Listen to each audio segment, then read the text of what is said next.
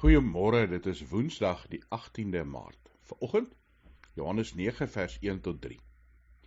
Hier is Jesus en sy disippels op pad in die verbygaan. Het Jesus 'n man gesien wat van sy geboorte af blind was. Sy disippels vra hom toe: Rabbi, wie het gesondig, hierdie man of sy ouers, dat hy blind gebore is?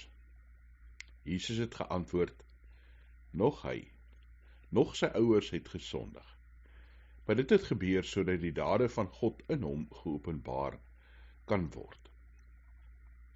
Ons as mense is baie keer geneig om na mekaar te kyk en dadelik 'n oordeel te vel. Hierdie disippels kyk na hierdie blinde man en in hulle kop het een van twee goed gebeur.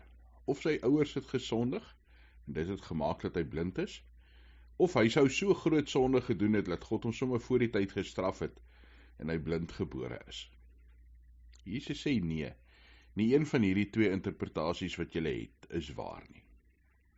Hierdie man gaan die dade van God openbaar, en dan gaan die verhaal verder en is Jesus die een wat die man sy oë gesond maak, dat hy weer kan sien.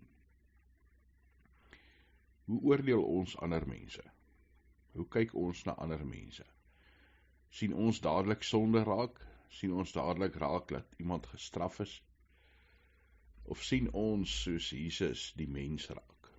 Sien ons soos Jesus God binne in die mens raak, wat sy heerlikheid ook deur ons as mense openbaar?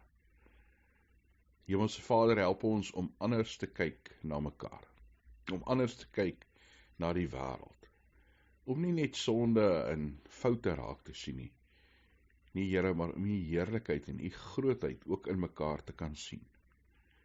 U het ons geskep na u beeld. U verander ons deur die Heilige Gees om meer Christus se beeld te vertoon. Mag ek dit ook wees wat ons in mekaar sien. Mag ons met nuwe oë, genadige oë, ja Here, u oë na mekaar kyk.